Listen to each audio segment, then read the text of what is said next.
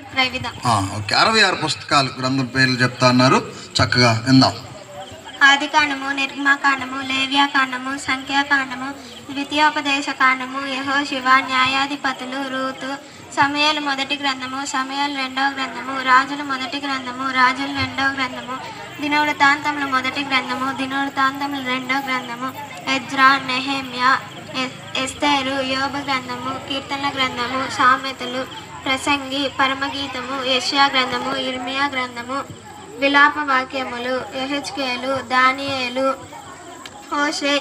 ఆమోసు, యావేలు, ఆమోసు, ఓబద్య,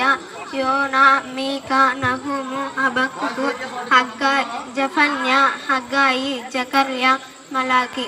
మత్తయి సువార్త, మార్కు సువార్త, లూకా సువార్త, యోహాను సువార్త, అపోస్తుల కార్యములు, రోమియోలకు రాసిన పత్రిక, కొరింథీయులకు రాసిన మొదటి పత్రిక, కొరింథీయులకు రాసిన రెండవ పత్రిక,